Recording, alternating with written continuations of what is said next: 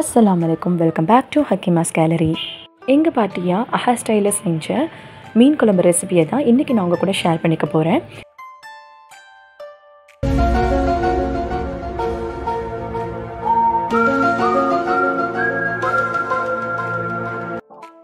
ஒரு மிக்ஸி ஜாரில் 2 table spoon அளவுக்கு மல்லித்தூள் எடுத்துக்க போகிறோம். இப்போது 1/2 டேபிள் ஸ்பூன் அளவுக்கு மிளகு எடுத்துக்கலாம். 3/4 டேபிள் ஸ்பூன் அளவுக்கு பெருஞ்சீரகம், 1/2 டேபிள் ஸ்பூன் சீரகம், 3 எடுத்துக்க போகிறோம். இந்த மிளகு, ஜீரகம், பெருஞ்சீரகம் ஆட் பண்ணுறது தான் கொஞ்சம் மிஸ்டேக் பண்ணாமல் இருக்கணும். கூட குறைச்சி கொஞ்சம் பண்ணிட்டோம்னா ஆனத்தோட டேஸ்ட்டே மாறிடும்.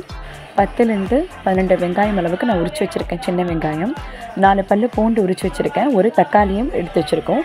இதெல்லாம் சேர்த்து நம்ம மசாலா அரைச்சிக்கணும். இதுதான் பேசிக்கான மீன் ஆனத்துக்குள்ள மசாலா.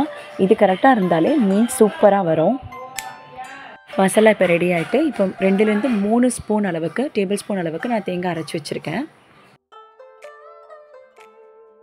இதுக்கு இடையில் சாப்பாடு ரெடி ஆகிடுச்சு. ஸோ இப்போ நம்ம மீன் ஆனத்துக்கு குட்டுற வேலையை பார்க்கலாம்.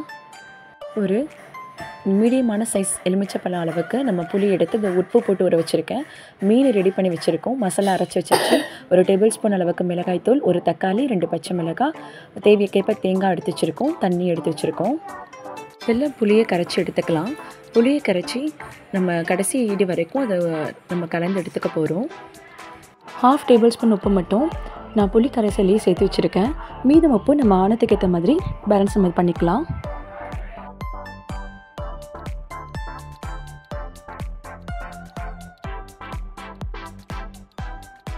தேவையான மறுபடியும் உப்பு கொஞ்சம் சேர்த்துக்கிறோம். ஸோ மீதம் இருக்கக்கூடிய நல்ல புளியை கரைச்சி எடுத்து நம்ம வடிகட்டிக்கலாம். ஸோ அவ்வளோதான், எல்லா புளியும் நல்லா கரைச்சி எடுத்து வடிகட்டியாச்சு. ஸோ இப்போ இந்த வடிகட்டின இந்த தண்ணியில் தான் நம்ம அரைச்சி வச்சுருக்கக்கூடிய மசாலாஸ்லாம் ஆட் பண்ணிக்க போகிறோம். இந்த அரைச்ச மசாலா வந்து ஒரு டேபிள் ஸ்பூன் மசாலா மட்டும் நான் பொரிக்கிறதுக்கான எடுத்து வச்சுக்கிட்டு மீத மசாலா எல்லாத்தையுமே இந்த புளி தண்ணியில் ஆட் பண்ணிக்க போகிறோம். இப்போ இந்த வச்சுருக்கக்கூடிய எல்லா மசாலாக்களையும் போட்டுட்டேன். மிளகாய்த்தூள், பச்சை மிளகாய், தக்காளி, இது எல்லாத்தையும் போட்டுட்டு நல்லா நம்ம கை வச்சு இதை நான் மிக்ஸ் பண்ணிக்கலாம். மிக்ஸ் பண்ணிவிட்டு இது கூடவே நம்ம 2 டேபிள் ஸ்பூன் அளவுக்குள்ள தேங்காவையும் கரைச்சிக்க போகிறோம்.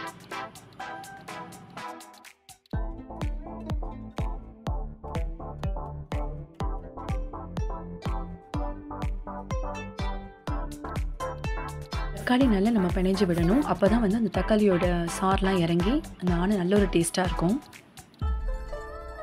இவ்வளோதான், நம்ம ஆணம் குட்டியாச்சு. மண் சட்டி சூடாயிட்டு இப்போ ஒரு டேபிள் ஸ்பூன் அளவுக்கு நல்லெண்ணெய் ஊற்றி இது கூடவே ஒரு டேபிள் ஸ்பூன் அளவுக்கு நம்ம வடவத்தையும் சேர்த்துக்கிறோம். சேர்த்து இதை நல்லா வதக்கிக்கலாம். தேவைப்பட்டால் நீங்கள் வடவம் யூஸ் பண்ணிக்கலாம். வடவம் இல்லாக்கட்டி நீங்கள் வெறும் வெங்காயம், கடுகு, வெந்தயம் இது 3 மட்டும் ஆட் பண்ணிக்கலாம். வடவம் பொரிஞ்சதை விட ஒரு 1/2 டேபிள் ஸ்பூன் அளவுக்கு மிளகாய்த்தூள் சேர்த்து கரைச்சிக்க போகிறோம். இதுதான் ஆனத்துக்கு வந்து மேலே வந்து நல்ல ஒரு ரெட்டிஷ் கலரை கொடுக்கும். அவ்வளோதான். இதுக்கு மேலே நம்ம குழம்பு சேர்த்துக்கலாம்.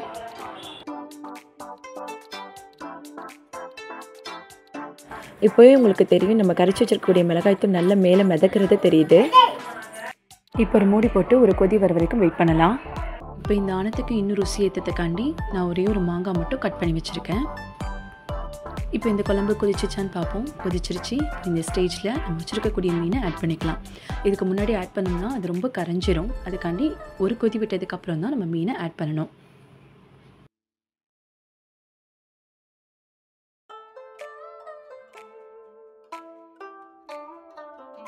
மீன் நம்ம ஆட் பண்ணதுக்கப்புறம் இப்போயும் மூடி போட்டு ஒரு கொதி நம்ம விட போகிறோம். ஸோ ஒரு 5 மினிட்ஸில் இந்த மீன் இதாகிடும். இதுக்கு இடையில் நான் மீன் பொரிக்கிறதுக்கான மசாலாவும் ரெடி பண்ணி மீனை பெரட்டி வச்சுட்டேன். ஸோ இப்போ பாருங்கள், மீன் நல்லா வெந்திருக்கு. ஸோ மீன் வெந்ததுக்கப்புறம் தான் நம்ம வெட்டி வச்சுருக்கக்கூடிய மாங்காவை ஆட் பண்ணிக்க போகிறோம்.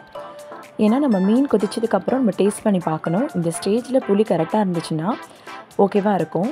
ஸோ வந்து இப்போ மாங்காய் சேர்க்கும் பொழுது அந்த புளிப்பு கரெக்டாக நமக்கு வந்து இறங்கியிருக்கும். ஒருவேளை புளிப்பு ரொம்ப அதிகமாக இருந்துச்சுன்னா நீங்கள் மாங்காய் கூட நீங்கள் அவாய்ட் பண்ணிக்கலாம். இப்படி போட்டு ஒரு 5 மினிட்ஸ் மட்டும் கொதிக்க விடுவோம். அவ்வளோதான், ஆன ரெடி ஆகிடும். ஸோ சுவையான பொடிமீன் குழம்பு ரெடி ஆகிட்டு, எங்கள் பாட்டியாக தான் இது செஞ்சது. ரொம்ப சுவையாக இருந்துச்சு. ஸோ நீங்களும் இதே மெத்தடில் செஞ்சு பாருங்கள். ரொம்ப டேஸ்ட்டாக வரும். மாங்காய்லாம் நல்லா வெந்திருக்கு, மீன் நல்லா வெந்திருக்கு.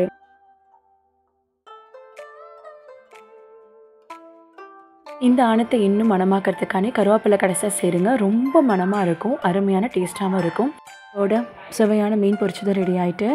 ஸோ இப்போ பரிமாறலாம். இந்த ரெசிபி பிடிச்சிருந்தா நம்மளோட சேனலுக்கு மறக்காமல் சப்ஸ்கிரைப் பண்ணுங்கள், லைக் பட்டனை அழுத்திடுங்க. தேங்க்யூ ஸோ மச் ஃபார் வாட்சிங் திஸ் வீடியோ.